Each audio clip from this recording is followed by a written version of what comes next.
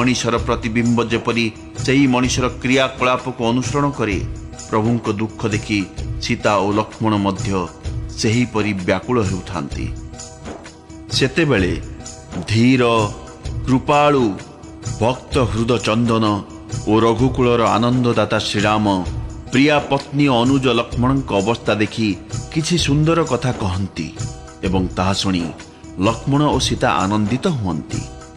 अमरावती इंद्र जेपरी पत्नी शची और पुत्र जयंत सहित आनंदरे बास करती पर्णकुटीर सेहीपरि श्रीराम लक्ष्मण और सीतांक सहित सुशोभित हेउथांती। आखि पता जेपरी आखिर डोला को रक्षा करे श्रीराम सेहीपरि सीता और लक्ष्मण को रखि थांती। अज्ञानी मनुष्य जेपरी शरीरर सेवा करे लक्ष्मण सेहीपरि सीता और रामचंद्रंकर सेवा करुथांती। पशु पक्षी देवता और तपस्वी मानकर हितकारी प्रभु एहीपरि सुखपूर्वक वनवास करुथांती। मु श्रीरामंकर सुंदर वनगमन कथा कहली। वर्तमान सुमंत्र किपरि अयोध्या को आसिले सेही कथा शुणंतु। प्रभु श्रीराम को वन में पहुंचाई देई ग्राम को फेरी निषाद राज देखिले जे रथ ठिया होईछि। मंत्री सुमंत्र सेही ठारे ही अछंती। मंत्री व्याकुल हेउथिबा देखि निषाद राजन को जे दुख लागिला ताहा वर्णना करा जाई न पारे। निषाद राजन को एकुटिया फेरिबार देखि सुमंत्र अत्यंत व्याकुल होई गले।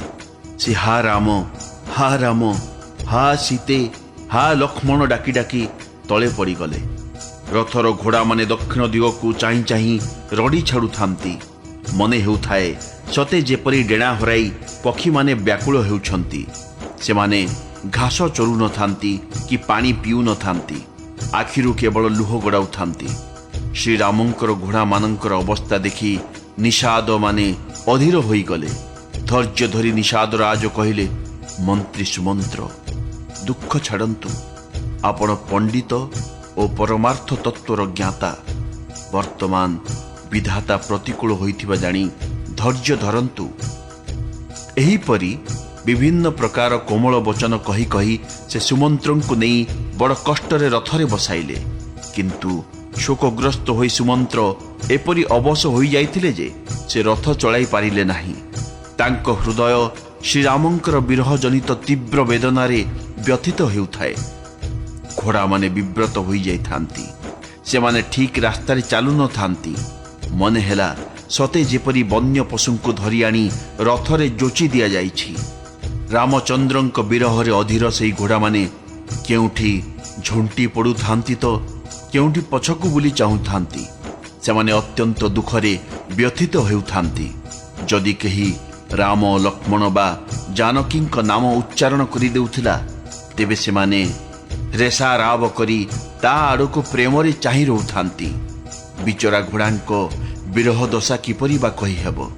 साप तार मणि हराई देले जेपरि विकल हुए से माने सेहीपरि व्याकुल हेउथांती। मंत्री और घोड़ा मानंकर एही अवस्था देखि निषाद राज विषादग्रस्त होई गले। शेषरे से निजर 4 जन भल सेवकों को डकाई सारथींक संगरे पठाइले। निजे निषाद राज गुह मंत्री को किछि बाट आगे दे फेरी आसिले। तांको विरह और दुख तो अवर्णनीय। से पठाई 4 जन निषाद रथ नहीं अयोध्या को चलिले। सुमंत्रंकर और घोड़ा मानंकर अवस्था देखि सेमाने भी क्षण को क्षण दुखरे बुड़ी जाउथांती। व्याकुलता और दुखरे अभिभूत होई सुमंत्र भावुथांती रघुवीरंक बिना जीवन धारण करिबा धिक। एही अधम शरीर तो रहिबो नाही। एबे श्रीरामंक विच्छेदरे ए जीवन चली जाई जश न पाइला काहीकि। एही जीवन अपजश पापर भांड होई गला। एबे प्राण चली न जाउछि काहीकि। हाय रे रीच मन तू गोटिए सुंदर सुजोग हराई देलु। अंततः एबे मध्य हृदय फाटी 2 खंड न होई जाउछि काहीकि। कृपण धन भंडार हराई देला परी सुमंत्र हाथ मकची मकची मुंड पिटी पिटी पश्चाताप करुथांती। से रथरे बसी एपरी जाउथांती जे लागुथाए सते जेपरी वीर बाना बांधी ଶ୍ରେଷ୍ଠ ସୁରବୀର ବୋଲାଇ ହେଉଥିବା କୌଣସି ବଡ଼ ଯୋଦ୍ଧା ଯୁଦ୍ଧରେ ସବୁକିଛି ହରାଇ ଦେଇ ପଳାଇ ଆସୁଛି। କୌଣସି ବିବେକଶୀଳ ବେଦଜ୍ଞ ସାଧୁ ଆଚରଣ ସମ୍ପନ୍ନ କୁଳୀନ ବ୍ରାହ୍ମଣ ଭୁଲ ବଶତଃ ମଦ ଖାଇଦେଲା ପରେ ଯେପରି ପଶ୍ଚାତାପ କରେ, ମନ୍ତ୍ରୀ ସୁମନ୍ତ୍ର ସେହିପରି ପଶ୍ଚାତାପ କରୁଥାନ୍ତି। କୌଣସି କୁଳୀନା ସାଧ୍ୱୀ ବୁଦ୍ଧିମତୀ ଏବଂ କାୟ ମନ ବାକ୍ୟରେ ପତିପରାୟଣା ସ୍ତ୍ରୀକୁ ଦୁର୍ଭାଗ୍ୟବଶତଃ ପତିଠାରୁ ପୃଥକ୍ ହୋଇ ରହିବାକୁ ପଡ଼ିଲେ ତାର ହୃଦୟ ଯେପରି ଭୟାନକ ଭାବରେ ସନ୍ତାପିତ ହୁଏ, ମନ୍ତ୍ରୀଙ୍କ ହୃଦୟ ସେହିପରି ସନ୍ତାପିତ ହେଉଥାଏ। ତାଙ୍କର ନେତ୍ର ଅଶ୍ରୁ ଜଳରେ ପୂର୍ଣ୍ଣ, ଦୃଷ୍ଟି କ୍ଷୀଣ, କର୍ଣ୍ଣ ବଧିର ପ୍ରାୟ, ବୁଦ୍ଧି ବ୍ୟାକୁଳ ଓ ବିଭ୍ରାନ୍ତ, ଓଷ୍ଠ ଶୁଷ୍କ, ପାଟି ଅଠା ମାରି ଯାଉଥାଏ। କିନ୍ତୁ ମୃତ୍ୟୁର ଏହିସବୁ ଲକ୍ଷଣ ଫୁଟି ଉଠୁଥିଲେ ବି ପ୍ରାଣ ଯାଉନଥାଏ। କାରଣ ହୃଦୟରେ 14 ବର୍ଷର ଅବଧି ରୂପୀ କବାଟ ଲାଗି ରହିଥାଏ। ସୁମନ୍ତ୍ରଙ୍କ ମୁଖର ରଙ୍ଗ ଏପରି ବଦଳି ଯାଇଥାଏ ଯେ ତାଙ୍କୁ ଚାହିଁ ହେଉନଥାଏ, ସତେ ଯେପରି ସେ ପିତା ମାତାଙ୍କୁ ମାରି ଦେଇଛନ୍ତି। ପାପୀ ମନୁଷ୍ୟ ନରକକୁ ଯିବା ପଥରେ ଯେପରି ଚିନ୍ତାଗ୍ରସ୍ତ ହୋଇଯାଏ, ରାମ ବିଚ୍ଛେଦ ରୂପୀ କ୍ଷତିର ବିରାଟ ଗ୍ଳାନି ସେହିପରି ତାଙ୍କ ହୃଦୟକୁ ଆଚ୍ଛାଦିତ କରିଦେଇଥାଏ। ମୁଖରୁ କଥା ବାହାରୁ ନଥାଏ। ସେ ହୃଦୟରେ ପଶ୍ଚାତାପ କରି ଭାବୁଥାନ୍ତି, ଅଯୋଧ୍ୟାକୁ ଯାଇ ମୁଁ କ'ଣ ଦେଖିବି? ଯେ ଶୂନ୍ୟ ରଥଟା ଦେଖିବ ସେ ମୋ ମୁହଁ ଚାହିଁବାକୁ ବି ସଂକୋଚ ବୋଧ କରିବ। ଯେତେବେଳେ ନଗରର ସମସ୍ତ ବ୍ୟାକୁଳ ନରନାରୀ ଧାଇଁ ଆସି ମୋତେ ରାମଙ୍କ କଥା ପଚାରିବେ, ସେତେବେଳେ ମୋତେ ହୃଦୟକୁ ବଜ୍ର କରିଦେଇ ସେମାନଙ୍କୁ ଉତ୍ତର ଦେବାକୁ ପଡ଼ିବ। ଦିନ ଦୁଃଖୀ ମାତାମାନେ ଯେତେବେଳେ ମୋତେ ପଚାରିବେ, ହେ ବିଧାତା, ସେତେବେଳେ ମୁଁ କ'ଣ କହିବି? ଲକ୍ଷ୍ମଣଙ୍କ ମାତା ମୋତେ ପଚାରିଲେ ମୁଁ ତାଙ୍କୁ କି ସୁଖ ସନ୍ଦେଶ ଦେବି? ନବପ୍ରସୂଦା ଗାଈ ତା ବାଛୁରୀକୁ ମନେ ପକାଇ ଧାଇଁ ଆସିଲା ପରି ଶ୍ରୀରାମଙ୍କ ଜନନୀ ଧାଇଁ ଆସି ମୋତେ ପୁଅ କାହିଁ ବୋଲି ପଚାରିଲେ ମୁଁ କ'ଣ ତାଙ୍କୁ ଶ୍ରୀରାମ ଲକ୍ଷ୍ମଣ ସୀତା ବଣକୁ ଚାଲିଗଲେ ବୋଲି ଉତ୍ତର ଦେଇପାରିବି? ଯେ କେହି ପଚାରିଲେ ମୋତେ ଏହି ଉତ୍ତର ହିଁ ଦେବାକୁ ପଡ଼ିବ। ହାଏ, ଅଯୋଧ୍ୟା ଯାଇ ମୁଁ କ'ଣ ଏହି ସୁଖ ପାଇବି?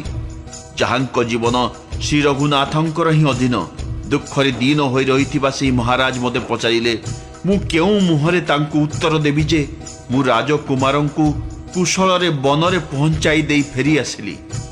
ଲକ୍ଷ୍ମଣ ସୀତା ଓ ଶ୍ରୀରାମଙ୍କ ସମାଚାର ଶୁଣିଦେଲା ମାତ୍ରେ ମହାରାଜ ତ ଶରୀରକୁ ତୃଣ ତୁଲ୍ୟ ପରିତ୍ୟାଗ କରିଦେବେ। ଶ୍ରୀରାମ ରୂପୀ ଜଳର ବିଚ୍ଛେଦ ଘଟିବା ମାତ୍ରେ ମୋ ହୃଦୟ ଯାହା ପଙ୍କ ପରି ଫାଟିଗଲା ନାହିଁ, ଏଥିରୁ ମୁଁ ଜାଣୁଛି ବିଧାତା ମୋତେ ଏହି ଯାତନା ଶୈର ହିଁ ଦେଇଛି।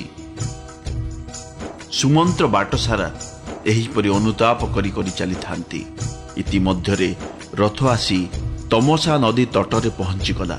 ମନ୍ତ୍ରୀବର ବିନୟ ସହକାରେ ଚାରି ନିଷାଦଙ୍କୁ ବିଦାୟ ଦେଲେ। ସେମାନେ ବିଷାଦରେ ବ୍ୟାକୁଳ ହୋଇ ମନ୍ତ୍ରୀଙ୍କ ପାଦରେ ପ୍ରଣାମ କରି ଫେରିଲେ। ନଗର ମଧ୍ୟରେ ପ୍ରବେଶ କରିବାକୁ ମନ୍ତ୍ରୀ ଏତେ ସଂକୋଚ ବୋଧ କରୁଥାନ୍ତି ଯେ ଦେଖିଲେ ମନେ ହେଉଥାଏ ସେ ଯେପରି ଗୁରୁ ବ୍ରାହ୍ମଣ କିମ୍ବା ଗୋହତ୍ୟା କରି ପଳାଇ ଆସିଛନ୍ତି। ଦିନ ସାରା ସେ ଗୋଟିଏ ଗଛ ତଳେ ବସି କଟାଇ ଦେଲେ।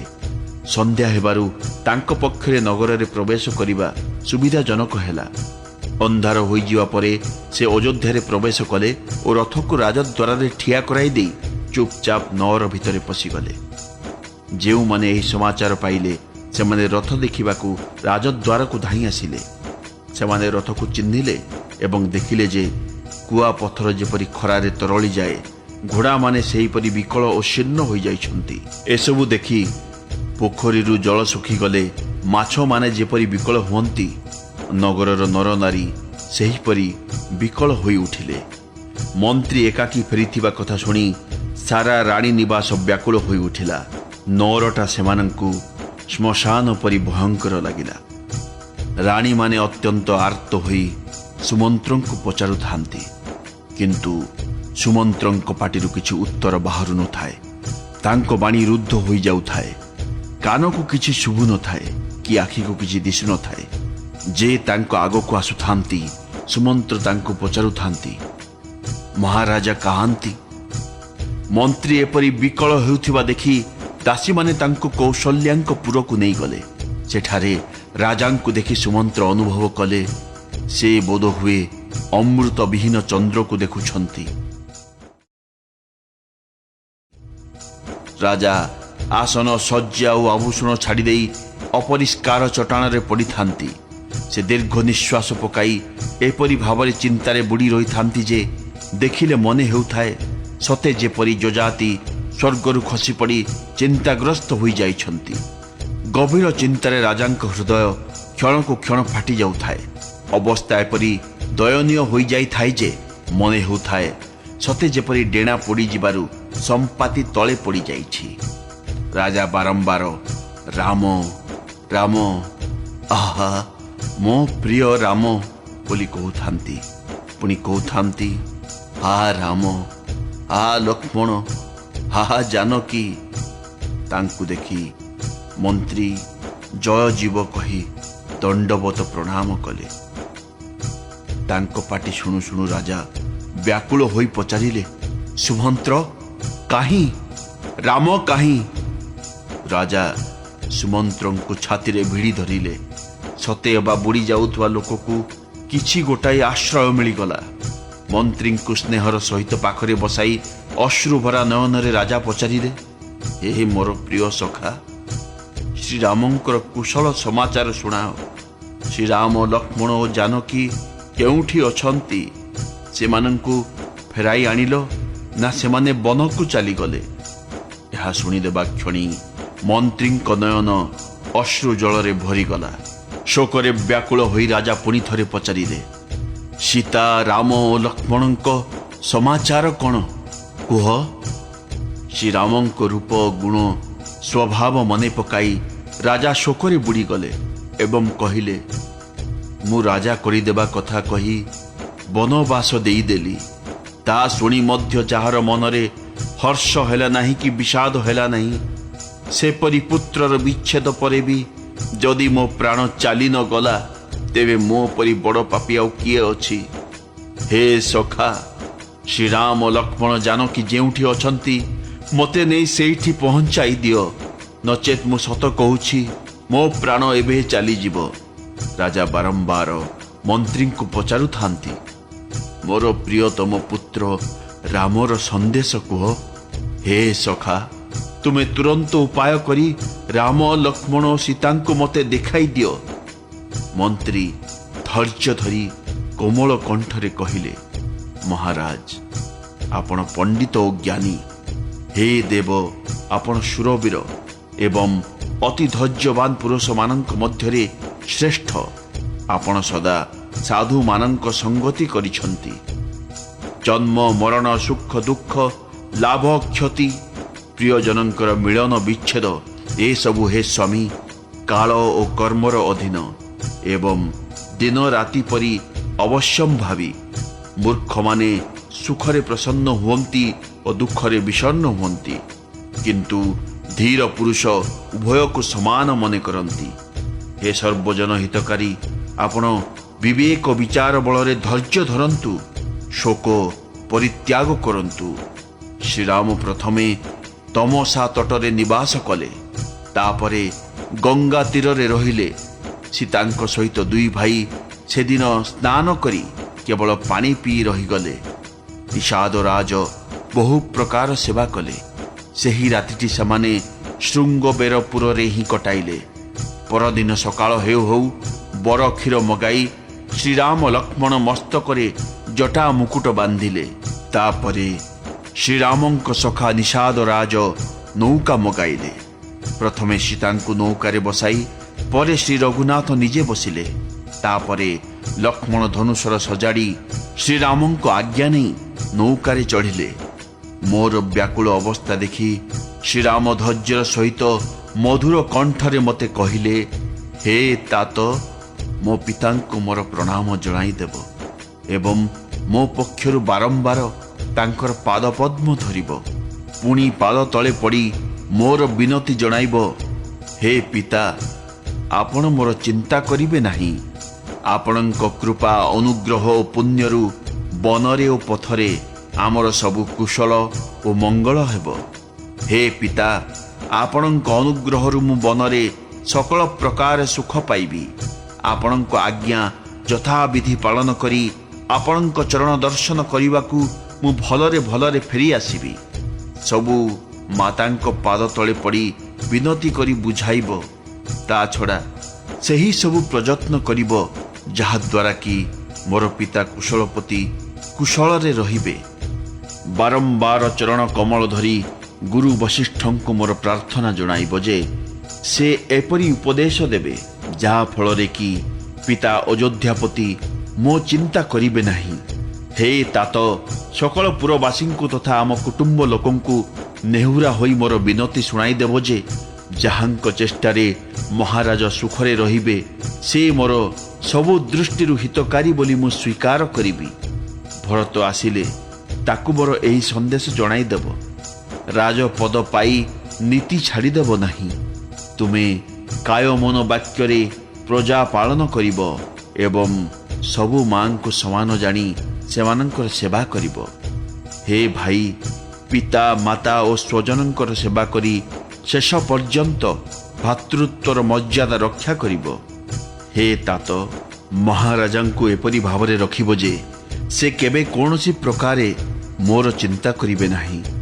लक्ष्मण किछि कठोर वचन कहि देइथिले किंतु श्रीराम तांकु बुझाई बारण करिबा सहित मते बारंबार निज राण पकाई नेहुरा होई कहिले हे तात लक्ष्मणर पिलालिया आचरण नौरे प्रकाश करिब नाही। सीता मध्य प्रणाम करी किछि कहिबाकु जाउथिले किंतु भावावेश हेतु किछि कहि पारिले नाही। तांको कंठ रुद्ध होईगला, आखिरे अश्रु भरीगला एवं शरीर रे रोमांच खेलीगला। सेतिकी बेले श्रीरामंक संकेत पाई केउट नदी पारी करिबाकु ना छाड़ीदेला। एपरी भावरे रघुवंश तिलक रघुनाथ चालीगले। मु छाती को वज्र करी ठिया होई खाली चाही रहिली। मु निज दुख कथा किपरि बा कहिबी। जहा हेउ श्रीरामंकर एही संदेश नहीं मु प्राण धरी चली आसीछि। एपरी कहु कहु मंत्रींकर कंठ रुद्ध होई आसिला। से राम विरह जनित दुख ग्लानि रे अभिभूत होई गले। सारथी सुमंत्रंक वचन शुणीदेला क्षणी राजा भूमि रे टली पड़िले। तांको हृदय रे भयानक ज्वाला उत्पन्न हैला। से छटपट हेबाकु लागिले। भीषण मोह हेतु तांको मन एपरी व्याकुल होई उठिला जे मने हेला माछ देहरे पहली वर्षार फेण लागिगला। सबू राणी विलाप करी कांदिबाकु लागिले। सही महाविपत्तिर वर्णना किपरि बा करि हेबो। सही समयर विलाप शुणी तो दुख को भी दुख लागिला एवं धैर्यर भी धैर्य तुटिगला। राणी निवासर क्रंदन रोल शुणी समग्र अयोध्यारे कोलाहल पड़ीगला। मने हेला सते जेपरी रातिरे पक्षी मानंकर विशाल वनरे दारुण वज्रपात होईगला। राजंक प्राण कंठाग्रत होईगला।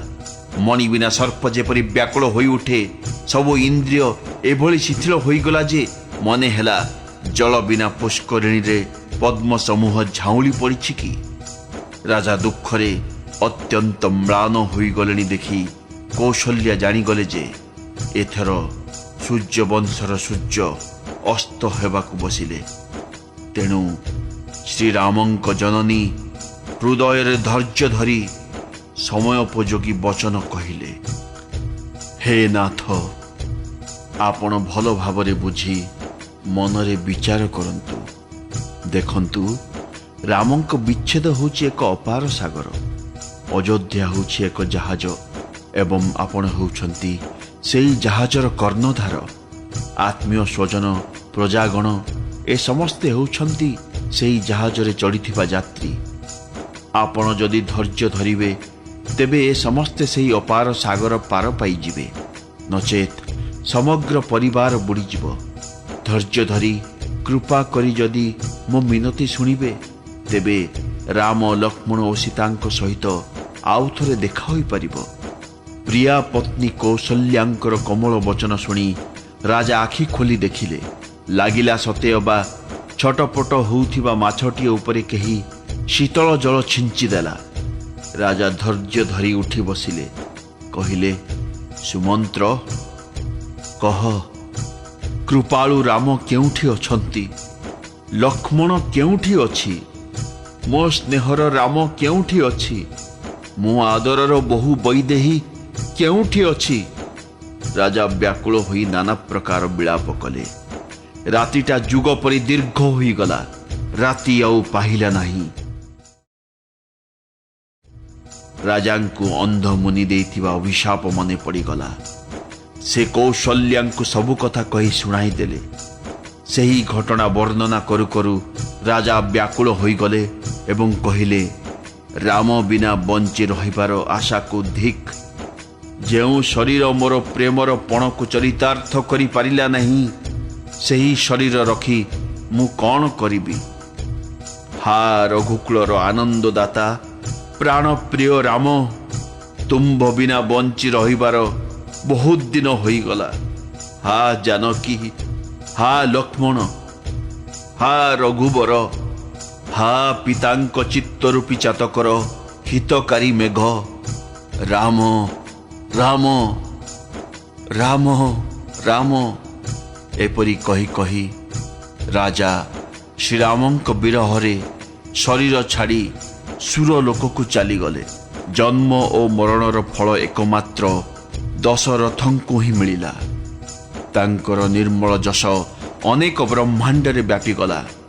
ଜୀବନ ଥିବା ଅବସ୍ଥାରେ ସେ ଶ୍ରୀରାମଙ୍କର ଚନ୍ଦ୍ରବଦନ ଦର୍ଶନ କରିଥିଲେ ଏବଂ ଶ୍ରୀରାମଙ୍କ ବିରହକୁ ନିମିତ୍ତ କରି ସେ ନିଜର ମରଣ ପଥ ମଧ୍ୟ ସୁଗମ କରିଦେଲେ।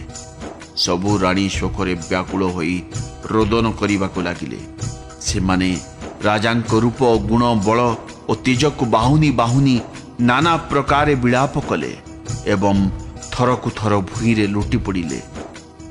ଦାସ ଦାସୀଗଣ ବିକଳ ହୋଇ ବିଳାପ କଲେ ଏବଂ ଘରେ ଘରେ ନଗର ଲୋକେ ରୋଦନ କଲେ। କହିଲେ, ଧର୍ମର ନିଧାନ, ରୂପ ଓ ଗୁଣର ଭଣ୍ଡାର ସୂର୍ଯ୍ୟବଂଶର ସୂର୍ଯ୍ୟ ଆଜି ଅସ୍ତ ହୋଇଗଲେ। ସମଗ୍ର ସଂସାରକୁ କୈକେୟୀ ନେତ୍ରହୀନ କରିଦେଲେ। ଏପରି କହି ସମସ୍ତେ ତାଙ୍କୁ ଗାଳି ଦେବାକୁ ଲାଗିଲେ। ଏପରି ବିଳାପ କରୁ କରୁ ରାତି ପାହିଗଲା। ସକାଳ ହେବାରୁ ବଡ଼ ବଡ଼ ଜ୍ଞାନୀ ମୁନିମାନେ ଆସି ପହଞ୍ଚିଗଲେ। ବଶିଷ୍ଠ ମୁନି ଅନେକ ସମୟାନୁକୂଳ ଉପାଖ୍ୟାନ କହି ନିଜର ବିଶେଷ ଜ୍ଞାନ ଲୋକ ଦ୍ୱାରା ସମସ୍ତଙ୍କର ଶୋକ ଦୂର କଲେ। ବଶିଷ୍ଠ ଗୋଟିଏ ଡଙ୍ଗାରେ ତେଲ ଭରି ରାଜାଙ୍କ ଶରୀରକୁ ସେଥିରେ ଭଲ ଭାବରେ ବୁଡ଼ାଇ ରଖାଇଲେ। ତାପରେ ଦୂତମାନଙ୍କୁ ଡକାଇ କହିଲେ, ତୁମେ ଶୀଘ୍ର ଭରତଙ୍କ ପାଖକୁ ଧାଅ, କିନ୍ତୁ କାହାକୁ କେଉଁଠି ରାଜାଙ୍କ ମୃତ୍ୟୁ ସମ୍ବାଦ ଜଣାଇବ ନାହିଁ। ଭରତଙ୍କୁ କେବଳ ଏତିକି କହିବ ଯେ ଦୁଇ ଭାଇଙ୍କୁ ଗୁରୁ ଡକାଇଛନ୍ତି। ମୁନିଙ୍କ ଆଜ୍ଞା ଶୁଣି ଦ୍ରୁତଗାମୀ ଦୂତମାନେ ଧାଇଁଲେ। ସେମାନେ ଭଲ ଭଲ ଘୋଡ଼ାଙ୍କୁ ବି ହରାଇ ଦେବା ଭଳି ଦ୍ରୁତ ଗତିରେ ଧାଇଁଲେ। ଅଯୋଧ୍ୟାରେ ଅନର୍ଥ ଆରମ୍ଭ ହେବା ଦିନୁ ଭରତ ବହୁ ଅଶୁଭ ସଂକେତ ଦେଖିବାକୁ ପାଉଥିଲେ। ସେ ରାତିରେ ଭୟଙ୍କର ଦୁଃସ୍ୱପ୍ନ ଦେଖୁଥିଲେ ଏବଂ ନିଦରୁ ଉଠି ସେହି ଦୁଃସ୍ୱପ୍ନ ହେତୁ ନାନା ପ୍ରକାର ଦୁଶ୍ଚିନ୍ତା କରୁଥିଲେ। ସେ ପ୍ରତିଦିନ ବ୍ରାହ୍ମଣ ଭୋଜନ କରାଇ ଦାନ ଦେଉଥିଲେ। ନାନା ବିଧିରେ ରୁଦ୍ରାଭିଷେକ କରାଉଥିଲେ। ମହାଦେବଙ୍କୁ ମନାସି ମାତା, ପିତା, କୁଟୁମ୍ବ ଲୋକ ଓ ଭାଇମାନଙ୍କର କୁଶଳ ମଙ୍ଗଳ ଭିକ୍ଷା କରୁଥିଲେ। ଭରତ ଏହିପରି ଚିନ୍ତାଗ୍ରସ୍ତ ଥିବାବେଳେ ଦୂତମାନେ ଯାଇ ତାଙ୍କ ପାଖରେ ପହଞ୍ଚିଗଲେ।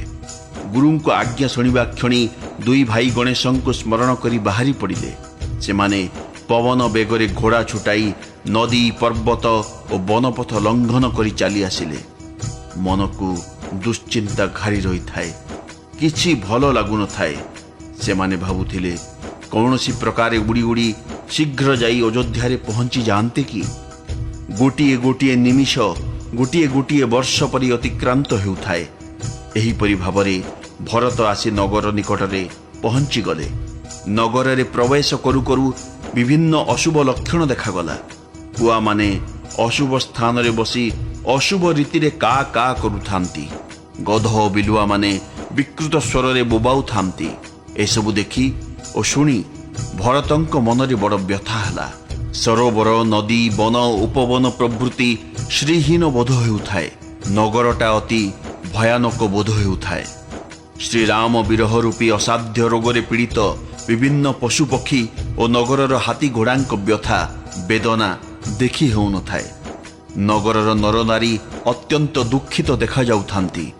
ମନେ ହେଉଥାଏ ସତେ ଯେପରି ସମସ୍ତେ ନିଜ ନିଜର ସକଳ ସମ୍ପତ୍ତି ହରାଇ ବସିଛନ୍ତି।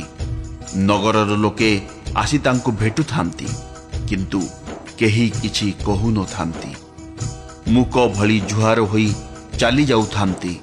ମନରେ ଭୟ ଓ ବିଷାଦ ପୂରି ରହିଥିବାରୁ ଭରତ ମଧ୍ୟ କାହାରିକୁ କୁଶଳ ସମାଚାର ପଚାରି ପାରୁନଥାନ୍ତି।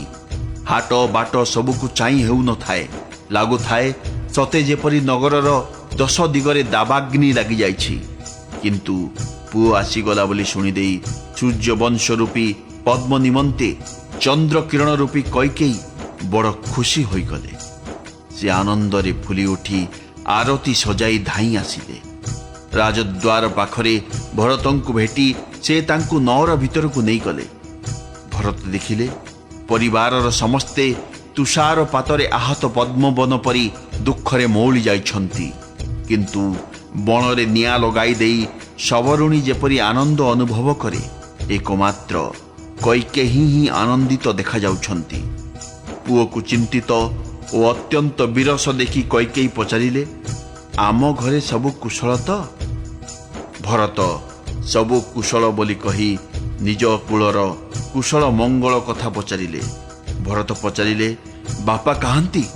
ମା ମାନେ ସବୁ କେଉଁଠି? ସୀତା ଦେବୀ ଓ ମୋର ପ୍ରିୟ ଭାଇ ରାମ ଲକ୍ଷ୍ମଣ କାହାନ୍ତି? ପୁତ୍ରର ସ୍ନେହମୟ ବଚନ ଶୁଣି ନୟନରେ କପଟ ଅଶ୍ରୁ ଭରି ପାପିନୀ କୈକେୟୀ ଭରତଙ୍କ କର୍ଣ୍ଣ ଓ ମନକୁ ଶୂଳରେ ବିନ୍ଧିଲା ଭଳି ବଚନ କହିଦେଲେ, ଆରେ ବାପ, ମୁଁ ତୋ ପାଇଁ ସବୁ ଯୋଗାଡ଼ କରିଦେଇଥିଲି। ବିଚାରୀ ମନ୍ଥରାଟି ମୋତେ ବଡ଼ ସାହା ହୋଇଥିଲା, କିନ୍ତୁ କ'ଣ କରିବି, ବିଧାତା କାମଟାକୁ ମଝିରେ ଟିକିଏ ବିଗାଡ଼ି ଦେଲା। ମହାରାଜାଙ୍କର ସ୍ୱର୍ଗବାସ ହୋଇଗଲା। ଏହା ଶୁଣିଦେବା ମାତ୍ରେ ଭରତ ଦୁଃଖରେ ବିବଶ ହୋଇଗଲେ।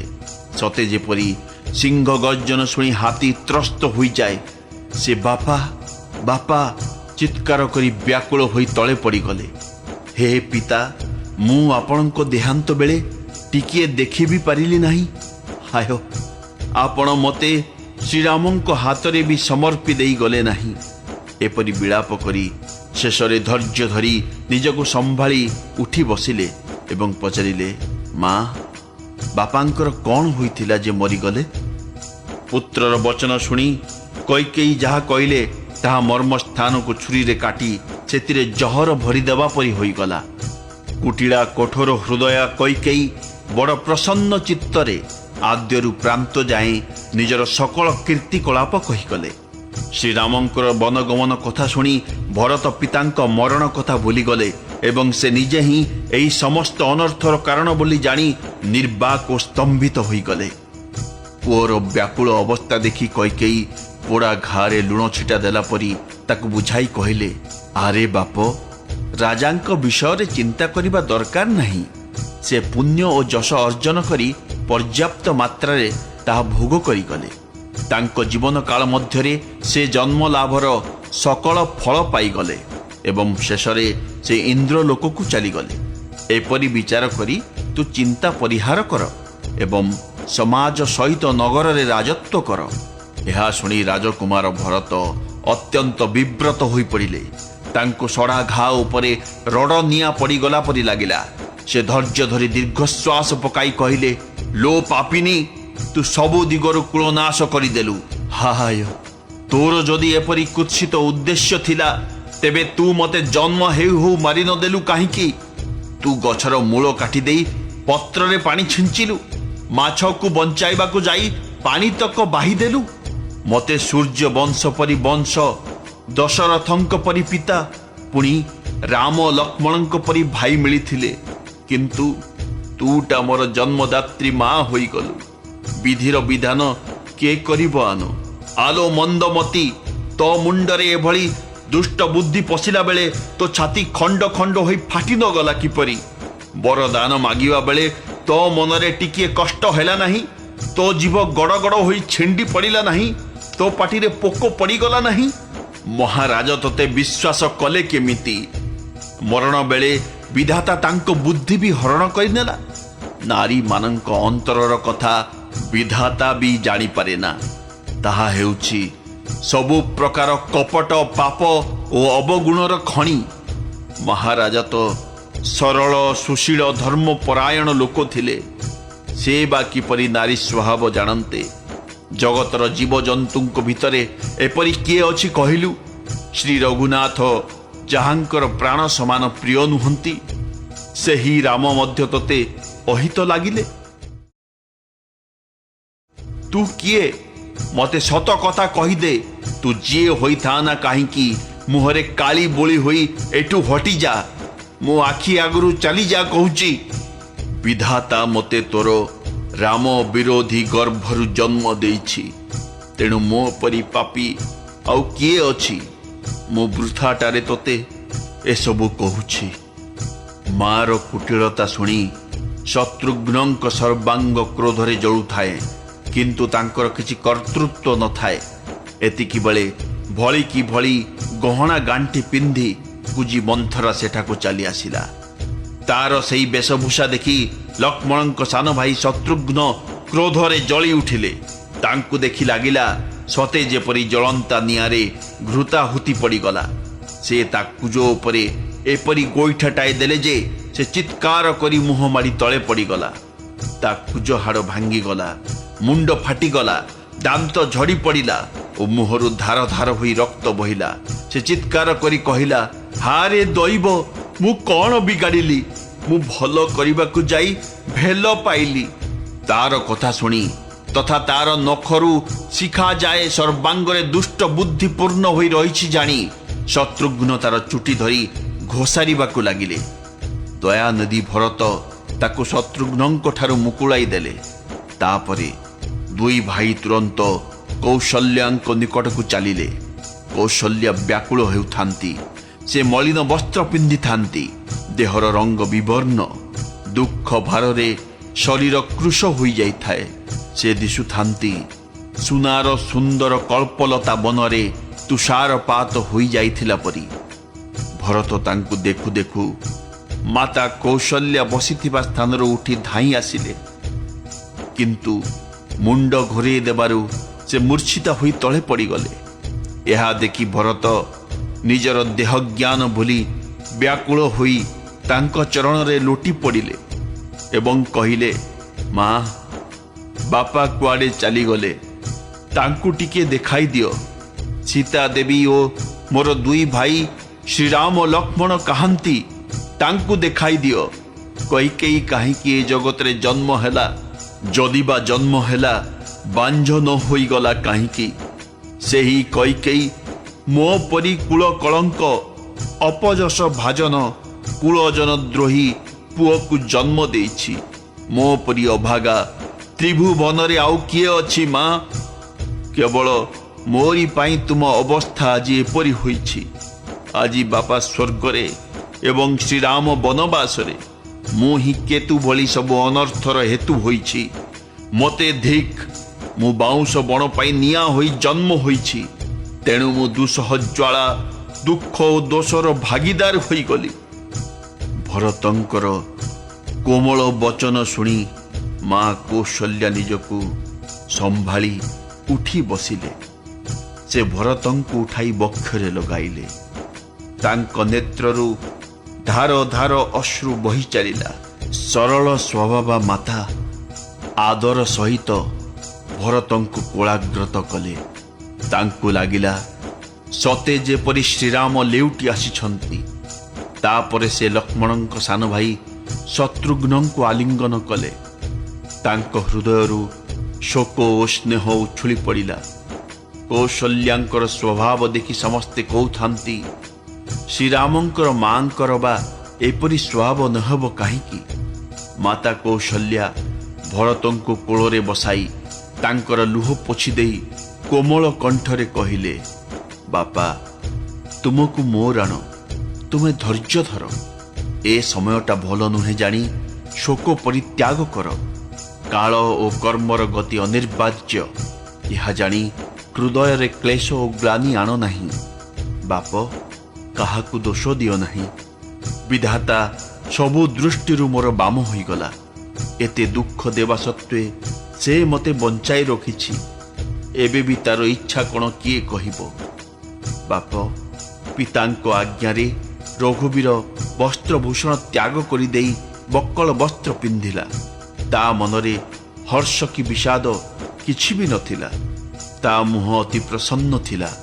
ମନରେ ଟିକିଏ ବି ଆସକ୍ତି ନଥିଲା କି ରୋଷ ନଥିଲା। ସମସ୍ତଙ୍କୁ ସବୁ ପ୍ରକାରେ ସନ୍ତୁଷ୍ଟ କରିଦେଇ ସେ ବଣକୁ ଚାଲିଗଲା। ଏହା ଦେଖି ସୀତା ମଧ୍ୟ ତା ସାଥିରେ ଚାଲିଗଲା। ସେ ତ ଶ୍ରୀରାମ ଚରଣର ଅନୁରାଗିଣୀ, ସେ ବା କିପରି ରହିଥାନ୍ତା। ଏ ଘଟଣା ଶୁଣିଦେଲା କ୍ଷଣି ଲକ୍ଷ୍ମଣ ବି ତା ସାଥିରେ ବାହାରିଗଲା। ତାକୁ ଅଟକାଇବା ନିମନ୍ତେ ରଘୁନାଥ ବହୁତ ଯତ୍ନ କଲା, କିନ୍ତୁ ସେ ରହିଲା ନାହିଁ। ତାପରେ ମୋ ରଘୁନାଥ ସମସ୍ତଙ୍କ ପାଖରେ ମୁଣ୍ଡ ନୁଆଇଁ ସୀତା ଓ ସାନ ଭାଇ ଲକ୍ଷ୍ମଣକୁ ସାଥିରେ ନେଇ ବନକୁ ଚାଲିଗଲା। ଶ୍ରୀରାମ, ଲକ୍ଷ୍ମଣ, ସୀତା ସମସ୍ତେ ବନକୁ ଚାଲିଗଲେ। ମୁଁ ସେମାନଙ୍କ ସାଥିରେ ଯାଇପାରିଲି ନାହିଁ କି ମୋ ପ୍ରାଣଟାକୁ ସେମାନଙ୍କ ସାଥିରେ ପଠାଇ ଦେଇପାରିଲି ନାହିଁ। ସବୁ କଥା ଏଇ ଆଖି ଆଗରେ ଘଟିଗଲା। ତଥାପି ଏ ଅଭାଗା ଜୀବନଟା ଶରୀର ଛାଡ଼ି ଚାଲିଗଲା ନାହିଁ। ରାମ ପରି ପୁଅର ମୁଁ ମା। ନିଜ ସ୍ନେହ ଆଡ଼କୁ ଚାହିଁ ମୋତେ ଟିକିଏ ଲାଜ ବି ଲାଗୁନାହିଁ। ବଞ୍ଚିବା ଓ ମରିବା ତ ମହାରାଜ ଖୁବ୍ ଜାଣିଲେ, କିନ୍ତୁ ମୋ ଛାତିଟା 100 ବଜ୍ର ପରି କଠୋର ହୋଇଗଲା। କୌଶଲ୍ୟାଙ୍କ ବଚନ ଶୁଣି ଭରତଙ୍କ ସମେତ ସମଗ୍ର ରାଣୀ ନିବାସ ବ୍ୟାକୁଳ ହୋଇ ବିଳାପ କରିବାକୁ ଲାଗିଲା। ରାଜନବରଟା ସତେଅବା ଶୋକର ନିବାସରେ ପରିଣତ ହୋଇଗଲା। ଭରତ ଶତ୍ରୁଘ୍ନ ଦୁଇ ଭାଇ ବିକଳ ହୋଇ ବିଳାପ କରିବାକୁ ଲାଗିଲେ। କୌଶଲ୍ୟା ଦୁହିଁଙ୍କୁ କୋଳ କରିନେଲେ। ସେ ଭରତଙ୍କୁ ଅନେକ ପ୍ରକାରେ ବୁଝାଇଲେ ଏବଂ ବହୁ ବିବେକ ବିଚାରପୂର୍ଣ୍ଣ କଥା ଶୁଣାଇଲେ। ଭରତ ମଧ୍ୟ ମା ମାନଙ୍କୁ ବେଦ ଓ ପୁରାଣର ସୁନ୍ଦର ସୁନ୍ଦର କଥାମାନ କହି ବୁଝାଇଲେ। ସେ ଦୁଇ କର ଯୋଡ଼ି ପବିତ୍ର, ନିଷ୍କପଟ ତଥା ସରଳ ଭାବରେ କହିଲେ, ମାତା ପିତା ବା ପୁତ୍ରଙ୍କୁ ମାରିଲେ, ଗୋଶାଳାରେ ଓ ବ୍ରାହ୍ମଣପୁରରେ ନିଆଁ ଲଗାଇଲେ, ସ୍ତ୍ରୀ ଶିଶୁ ହତ୍ୟା କଲେ, ମିତ୍ର ଓ ରାଜାଙ୍କୁ ବିଷ ଦେଲେ ଯେଉଁ ପାପ ହୁଏ ଏବଂ ମନ ବଚନ କର୍ମରେ ଯେଉଁ ସବୁ ପାପ ଓ ଉପପାପ ହୁଏ ବୋଲି ଜ୍ଞାନୀମାନେ କହନ୍ତି, ହେ ବିଧାତା, ତୁମେ ସାକ୍ଷୀ। ଏହି କାମରେ ଯଦି ମୋର ସମ୍ମତି ଥିବ, ତେବେ ମୋତେ ଏହି ସବୁ ପାପ ଲାଗୁ। ମା, ମୁଁ ଯଦି ଏହି କାମରେ ଏକମତ ହୋଇଥିବି, ତେବେ ଶ୍ରୀହରି ଓ ଶ୍ରୀହରଙ୍କ ଚରଣ ଛାଡ଼ି ଭୟାନକ ଭୂତ ପ୍ରେତଙ୍କୁ ଭଜୁଥିବା ଲୋକମାନଙ୍କୁ ଯେଉଁ ଗତି ମିଳେ, ବିଧାତା ମୋତେ ସେହିମାନଙ୍କ ଗତି ଦେଉ। ଯେଉଁମାନେ ବେଦ ବିକ୍ରୟ କରନ୍ତି, ଯେଉଁମାନେ ଧର୍ମ ଦୋହନ କରନ୍ତି, ଯେଉଁମାନେ ଚୁଗୁଲିଖୋର, ଯେଉଁମାନେ ଅନ୍ୟର ପାପ କହି ବୁଲନ୍ତି, ଯେଉଁମାନେ କପଟି, କୁଟିଳ, କଳହପ୍ରିୟ ଓ କ୍ରୋଧୀ ତଥା ଯେଉଁମାନେ ବେଦ ନିନ୍ଦୁକ ଓ ଲୋକ ବିରୋଧୀ, ଯେଉଁମାନେ ଲୋଭୀ, ଲମ୍ପଟ ଓ ଲାଳସା ପରାୟଣ, ଯେଉଁମାନେ ପରଧନ ଓ ପରସ୍ତ୍ରୀ ପ୍ରତି ଲୋଲୁପ ଦୃଷ୍ଟି ପକାନ୍ତି, ହେ ଜନନୀ, ଯଦି ଏହି କାମରେ ମୋର ସମ୍ମତି ଥିବ, ତେବେ ସେମାନଙ୍କୁ ଯେଉଁ ଗତି ମିଳେ, ମୁଁ ମଧ୍ୟ ସେହିପରି ଭୟାନକ ଗତି ପାଇବି। ଯାହାର ସତ୍ସଙ୍ଗରେ ପ୍ରେମ ନାହିଁ, ଯେଉଁ ଅଭାଗାମାନେ ପରମାର୍ଥ ମାର୍ଗ ପ୍ରତି ବିମୁଖ, ଯେଉଁମାନେ ମନୁଷ୍ୟ ଶରୀର ପାଇ ମଧ୍ୟ ଶ୍ରୀହରିଙ୍କୁ ଭଜନ୍ତି ନାହିଁ, ଯେଉଁମାନଙ୍କୁ ହରିହରଙ୍କ ସୁଯଶ ଶୁଣିବାକୁ ଭଲ ଲାଗେ ନାହିଁ, ଯେଉଁମାନେ ବେଦ ମାର୍ଗ ଛାଡ଼ି ବାମ ମାର୍ଗରେ ଚାଲନ୍ତି, ଯେଉଁମାନେ ଠକ ତଥା ଯେଉଁମାନେ ଭେକ ଧରି ଜଗତକୁ ଭଣ୍ଡନ୍ତି, ହେ ମାତା, ଯଦି ମୁଁ ଏହି ଷଡ଼ଯନ୍ତ୍ରର ରହସ୍ୟ କିଛି ବି ଜାଣିଥିବି, ତେବେ ଶିବ ମୋତେ ସେହିମାନଙ୍କ ଦୁର୍ଗତି ଦିଅନ୍ତୁ। ଭରତଙ୍କର ଏହି ସ୍ୱାଭାବିକ, ସତ୍ୟ ଓ ସରଳ ବଚନ ଶୁଣି ମାତା କୌଶଲ୍ୟା କହିଲେ, ହେ ବାପ, ତୁମେ ତ କାୟ ମନ ବାକ୍ୟରେ ସର୍ବଦା ଶ୍ରୀରାମଙ୍କର ପ୍ରେମୀ। ତୁମ ପାଇଁ ଶ୍ରୀରାମ ପ୍ରାଣଠାରୁ ବି ଅଧିକ ପ୍ରିୟ ଏବଂ ତୁମେ ଶ୍ରୀ ରଘୁନାଥଙ୍କର ପ୍ରାଣଠାରୁ ଅଧିକ ପ୍ରିୟ। ଚନ୍ଦ୍ର ବିଷ ଝରାଇପାରେ, ତୁଷାର ଅଗ୍ନିବୃଷ୍ଟି କରିପାରେ, ଜଳଚର ଜୀବମାନେ ଜଳ ପ୍ରତି ବିମୁଖ ହୋଇପାରନ୍ତି ଏବଂ ଜ୍ଞାନ ହୋଇଯିବା ପରେ ବି ମୋହ ନ ତୁଟିପାରେ, କିନ୍ତୁ ତୁମେ କଦାପି ଶ୍ରୀରାମଙ୍କ ପ୍ରତିକୂଳ ହୋଇପାରିବ ନାହିଁ। ତେଣୁ ତୁମର ଏଥିରେ ସହମତି ଅଛି ବୋଲି ଯଦି ଜଗତର କେହି କହିବ, ତେବେ ସେ ଯେ କେହି ହୋଇଥାଉ ନା କାହିଁକି, ତାକୁ ସ୍ୱପ୍ନରେ ସୁଦ୍ଧା ସୁଖ ଓ ଶୁଭଗତି ମିଳିବ ନାହିଁ। ଏପରି କହି ମାତା କୌଶଲ୍ୟା ଭରତଙ୍କୁ ହୃଦୟରେ ଚାପି ଧରିଲେ। ତାଙ୍କ ସ୍ତନରୁ ଦୁଗ୍ଧ ସ୍ରବିଗଲା, ନେତ୍ର ପ୍ରେମାଶ୍ରୁ ଜଳରେ ଭରିଗଲା। ଏପରି ଭାବରେ ବସି ବିଳାପ କରୁ କରୁ ରାତି ପାହିଗଲା। ସକାଳୁ ସକାଳୁ ବାମଦେବ ଓ ବଶିଷ୍ଠ ଆସି ପହଞ୍ଚିଗଲେ। ସେ ଦୁହେଁ ସବୁ ମନ୍ତ୍ରୀ ତଥା ମୁଖ୍ୟ ବ୍ୟକ୍ତିମାନଙ୍କୁ ଡକାଇଲେ। ମୁନି ବଶିଷ୍ଠ ପରମାର୍ଥ ବିଷୟରେ ସୁନ୍ଦର ସମୟାନୁକୂଳ ବାଣୀରେ ଭରତଙ୍କୁ ବହୁ ଉପଦେଶ ଦେଲେ। ବଶିଷ୍ଠ କହିଲେ, ବତ୍ସ, ହୃଦୟରେ ଧୈର୍ଯ୍ୟ ଧର। ଆଜି ଯେଉଁ କାର୍ଯ୍ୟ କରିବାର ଅବସର ଆସି ପହଞ୍ଚିଛି ତାହା ପାଳନ କର। ଗୁରୁଙ୍କ ବଚନ ଶୁଣି ଭରତ ଉଠିଲେ ଏବଂ ସମସ୍ତ ଆୟୋଜନ କରିବା ନିମନ୍ତେ କହିଲେ। ବେଦୋକ୍ତ ବିଧି ଅନୁସାରେ ରାଜାଙ୍କ ଶରୀରକୁ ସ୍ନାନ କରାଇ ଦିଆଗଲା। ଗୋଟିଏ ସୁନ୍ଦର ବିଚିତ୍ର ବିମାନ ତିଆରି କରାଗଲା। ଭରତ ମା ମାନଙ୍କ ପାଦ ଧରି ସେମାନଙ୍କୁ ଅଟକାଇ ରଖିଲେ। ସେହି ରାଣୀମାନେ ବି ଶ୍ରୀରାମଙ୍କ ଦର୍ଶନ ଅଭିଳାଷରେ ରହିଗଲେ। ଭାର ଭାର ଚନ୍ଦନ କାଠ, ଅଗୁରୁ ଓ ଅନେକ ପ୍ରକାର ସୁଗନ୍ଧ ଦ୍ରବ୍ୟ ଅଣାଗଲା। ସରଜୁ ନଦୀ ତଟରେ ସୁନ୍ଦର ଚିତା ସଜାଗଲା। ତାହା ସ୍ୱର୍ଗକୁ ସୁନ୍ଦର ସିଢ଼ି ପରି ଶୋଭା ପାଇଲା। ଏପରି ଭାବରେ ସେ ଦାହ ପ୍ରଭୃତି ସମସ୍ତ କ୍ରିୟା କଲେ ଏବଂ ସମସ୍ତେ ବିଧିପୂର୍ବକ ସ୍ନାନ କରି ତିଳାଞ୍ଜଳି ଦେଲେ। ତାପରେ ବେଦ, ସ୍ମୃତି ଓ ପୁରାଣ ସବୁ ଶାସ୍ତ୍ରାନୁମୋଦିତ ବିଧିରେ ଭରତ ପିତାଙ୍କର ଦଶଗାତ୍ର ବିଧାନ ସମ୍ପନ୍ନ କଲେ। ମୁନିଶ୍ରେଷ୍ଠ ବଶିଷ୍ଠ ଯେଉଁଠି ଯେପରି ଆଜ୍ଞା ଦେଲେ, ଭରତ ସେଇଠି ଉତ୍ତମ ରୂପରେ ସେହିପରି କଲେ। ଶୁଦ୍ଧି ହେବା ପରେ ସେ ବିଧିପୂର୍ବକ ସକଳ ପ୍ରକାର ଦାନ କଲେ। ସେ ଗାଈ, ଘୋଡ଼ା, ହାତୀ, ଅନେକ ପ୍ରକାର ବାହନ, ସିଂହାସନ, ବସନ, ଭୂଷଣ, ଅନ୍ନ, ଭୂମି, ଧନ ଓ ଗୃହ ଆଦି ଦାନ କଲେ। ବ୍ରାହ୍ମଣମାନେ ଦାନ ପାଇ ପରିପୂର୍ଣ୍ଣ କାମ ହୋଇଗଲେ। ପିତାଙ୍କ ନିମନ୍ତେ ଭରତ ଯେପରି କଲେ ତାହା ଲକ୍ଷ୍ୟ ମୁଖରେ ବି କୁହାଯାଇ ନପାରେ। ତାପରେ ଶୁଭ ଦିନ ଗଣନା କରି ଦିନେ ବଶିଷ୍ଠ ଆସି ସବୁ ମନ୍ତ୍ରୀ ଓ ମୁଖ୍ୟ ବ୍ୟକ୍ତିଙ୍କୁ ଡକାଇଲେ। ସମସ୍ତେ ଯାଇ ରାଜସଭାରେ ବସିବାରୁ ମୁନିବର ଭରତ ଓ ଶତ୍ରୁଘ୍ନ ଦୁଇ ଭାଇଙ୍କୁ ଡକାଇଲେ। ଭରତଙ୍କୁ ନିଜ ପାଖରେ ବସାଇ ସେ ନୀତିସଙ୍ଗତ ଓ ଧର୍ମପୂର୍ଣ୍ଣ କଥା କହିଲେ। କୈକେୟୀ ଯେଉଁ କୁଟିଳ କର୍ମ କଲେ, ମୁନିବର ପ୍ରଥମେ ତାହା କହିଲେ। ତାପରେ ସେ ରାଜାଙ୍କର ଧର୍ମବ୍ରତ ଓ ସତ୍ୟନିଷ୍ଠାର ପ୍ରଶଂସା କରିବା ସଙ୍ଗେ ସଙ୍ଗେ କହିଲେ ଯେ ସେ ପ୍ରେମର ମର୍ଯ୍ୟାଦା ରକ୍ଷା ପାଇଁ ଶରୀର ମଧ୍ୟ ତ୍ୟାଗ କରିଦେଲେ। ଶ୍ରୀରାମଙ୍କର ଗୁଣ, ସ୍ୱଭାବ ଓ ଚରିତ୍ର କହୁ କହୁ ମୁନୀଶ୍ୱରଙ୍କ ନୟନ ଅଶ୍ରୁ ଛଳ ଛଳ ହୋଇଗଲା। ତାଙ୍କ ଦେହ ରୋମାଞ୍ଚିତ ହୋଇଗଲା। ତାପରେ ଶ୍ରୀରାମଙ୍କ ପ୍ରତି, ଲକ୍ଷ୍ମଣ ଓ ସୀତାଙ୍କ ପ୍ରତି ପ୍ରଶଂସା କରି ଜ୍ଞାନୀ ମୁନି ଶୋକ ଓ ସ୍ନେହରେ ମଗ୍ନ ହୋଇଗଲେ। ମୁନିବର ଦୁଃଖର ସହିତ କହିଲେ, ଶୁଣ ଭରତ, ନିୟତି ବଡ଼ ବଳବତୀ। ଲାଭ କ୍ଷତି, ଜୀବନ ମରଣ, ଯଶ ଅପଯଶ ଏସବୁ ବିଧାତାଙ୍କ ହାତରେ। ଏଥିରେ କାହାକୁ ଦୋଷ ଦେବା, ବୃଥାଟାରେ କାହା ଉପରେ କ୍ରୋଧ କରିବା। ବାପ, ବିଚାର କରି ଦେଖ, ଦଶରଥଙ୍କ ପାଇଁ ଶୋକ ବା ଦୁଃଖ କରିବା ବୃଥା। ଦୁଃଖ ସେହି ବ୍ରାହ୍ମଣ ପାଇଁ କରିବା କଥା ଯେ ବେଦ ଜାଣେ ନାହିଁ ଏବଂ ନିଜ ଧର୍ମ ଛାଡ଼ି ବିଷୟ ଭୋଗରେ ହିଁ ବୁଡ଼ି ରହେ। ସେହି ରାଜା ପାଇଁ ଦୁଃଖ କରିବା ଉଚିତ ଯେ ନୀତି ଜାଣେ ନାହିଁ ଏବଂ ପ୍ରଜାମାନଙ୍କୁ ପ୍ରାଣ ସମ ପ୍ରିୟ ମଣେ ନାହିଁ। ସେହି ବୈଶ୍ୟ ପାଇଁ ଦୁଃଖ କରିବା କଥା ଯେ ଧନବାନ ହୋଇ ମଧ୍ୟ କୃପଣ ଏବଂ ଅତିଥି ସତ୍କାର କରିବାରେ ଓ ଶିବ ପୂଜା କରିବାରେ କୁଶଳ ନୁହେଁ।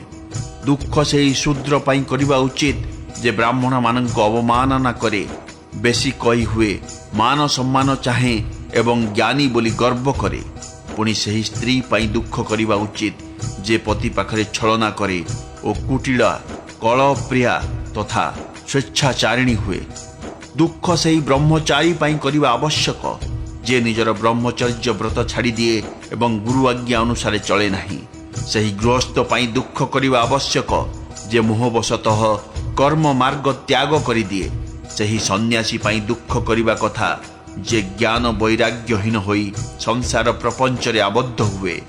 ସେହି ବାନପ୍ରସ୍ଥ ପାଇଁ ଦୁଃଖ କରିବା ଆବଶ୍ୟକ, ଯେ ତପସ୍ୟା ଛାଡ଼ି ଭୋଗରେ ଲିପ୍ତ ହେବାକୁ ଲାଳାୟିତ, ଯେ ଚୁଗୁଲିଖୋର, ଯେ ଅକାରଣରେ କ୍ରୋଧ କରେ ତଥା ମାତା ପିତା ଗୁରୁ ଏବଂ ଭାଇ ବନ୍ଧୁଙ୍କୁ ବିରୋଧ କରେ, ତା ପାଇଁ ଦୁଃଖ କରିବା ଆବଶ୍ୟକ। ଯେ ଅନ୍ୟର ଅନିଷ୍ଟ କରେ, କେବଳ ସ୍ୱ ଉଦର ପରାୟଣ ହୁଏ ଓ ନିତ୍ୟାନ୍ତ ନିର୍ଦ୍ଦୟ ହୋଇଥାଏ, ତା ପାଇଁ, ତଥା ଯେ ଛନ୍ଦ କପଟ ଛାଡ଼ି ହରି ଭଜନ କରେ ନାହିଁ, ତା ପାଇଁ ସକଳ ପ୍ରକାରେ ଶୋକ କରିବା ଉଚିତ। କିନ୍ତୁ କୌଶଳ ରାଜ ଦଶରଥଙ୍କ ପ୍ରଭାବ ତ 14 ଭୁବନରେ ବ୍ୟାପିଥିଲା, ତେଣୁ ତାଙ୍କ ପାଇଁ ଦୁଃଖ କରିବା ଉଚିତ ନୁହେଁ। ହେ ଭରତ, ତୁମ ପିତାଙ୍କ ପରି ରାଜା କେହି ନଥିଲେ, ନାହାନ୍ତି କି ହେବେ ନାହିଁ। ବ୍ରହ୍ମା ବିଷ୍ଣୁ ଶିବ ଇନ୍ଦ୍ର ଓ ଦିଗପାଳ ସମସ୍ତେ ଦଶରଥଙ୍କ ଗୁଣଗାନ କରନ୍ତି। ଆହେ ବାପ, ତୁମେ କୁହ, ଯାହାଙ୍କର ଶ୍ରୀରାମ ଲକ୍ଷ୍ମଣ ଶତ୍ରୁଘ୍ନ ଓ ତୁମ ପରି ପବିତ୍ର ପୁତ୍ର ଜନ୍ମ ହୋଇଛନ୍ତି, ତାଙ୍କର ପ୍ରଶଂସା କିଏ ବା କେଉଁ ଭାଷାରେ କରିପାରିବ? ମହାରାଜା ସକଳ ପ୍ରକାରେ ବଡ଼ ଭାଗ୍ୟବାନ ଥିଲେ, ତାଙ୍କ ପାଇଁ ବିଷାଦ କରିବା ବୃଥା। ଏହା ଶୁଣି ବିଚାର କରି ଚିନ୍ତା ଛାଡ଼ିଦିଅ ଏବଂ ରାଜାଙ୍କ ଆଜ୍ଞା ଶିରୋଧାର୍ଯ୍ୟ କରି ତଦନୁସାରେ କାର୍ଯ୍ୟ କର। ମହାରାଜା ତୁମକୁ ରାଜପଦ ଦେଇଛନ୍ତି, ଯେ ନିଜର ବଚନ ରକ୍ଷା ପାଇଁ ଶ୍ରୀରାମଙ୍କ ପରି ପୁତ୍ରକୁ ତ୍ୟଜିଦେଲେ ଏବଂ ଯେ ରାମ ବିରହରେ ଅଗ୍ନିରେ ନିଜ ଶରୀରକୁ ଆହୁତି ଦେଇଦେଲେ, ତୁମକୁ ସେହି ପିତାଙ୍କର ବଚନକୁ ସତ୍ୟରେ ପରିଣତ କରିବାକୁ ପଡ଼ିବ। ମହାରାଜାଙ୍କ ପକ୍ଷରେ ବଚନ ରକ୍ଷା ହିଁ ପ୍ରିୟ ଥିଲା, ତାଙ୍କୁ ନିଜର ପ୍ରାଣ ମଧ୍ୟ ପ୍ରିୟ ନଥିଲା। ତେଣୁ ବାପା, ପିତାଙ୍କ ବଚନକୁ ସତ୍ୟରେ ପରିଣତ କର, ରାଜାଙ୍କ ଆଜ୍ଞା ଶିରୋଧାର୍ଯ୍ୟ କରି ପାଳନ କର, ଏଥିରେ ତୁମର ସର୍ବବିଧ ମଙ୍ଗଳ ନିହିତ। ପରଶୁରାମ ପିତାଙ୍କ ଆଜ୍ଞା ମାନି ମାତାଙ୍କୁ ମାରିଦେଲେ, ସମସ୍ତେ ଏହାର ସାକ୍ଷୀ। ରାଜା ଯଜାତିଙ୍କ ପୁତ୍ର ପିତାଙ୍କୁ ନିଜର ଯୌବନ ଦେଇଦେଲେ, ପିତୃ ଆଜ୍ଞା ପାଳନ କରିଥିବାରୁ ସେମାନଙ୍କୁ ପାପ କିମ୍ବା ଅପଯଶ ଲାଗିଲା ନାହିଁ। ଯେଉଁମାନେ ଉଚିତ ଅନୁଚିତ ବିଚାର ଛାଡ଼ିଦେଇ ପିତାଙ୍କ ବଚନ ପାଳନ କରନ୍ତି, ସେମାନେ ସୁଖ ସୁଯଶର ପାତ୍ର ହୋଇ ଶେଷରେ ଇନ୍ଦ୍ରପୁରୀ ସ୍ୱର୍ଗରେ ନିବାସ କରନ୍ତି। ରାଜାଙ୍କ ବଚନକୁ ଅବଶ୍ୟ ସତ୍ୟ କର, ଶୋକ ପରିତ୍ୟାଗ କରି ପ୍ରଜା ପାଳନ କର।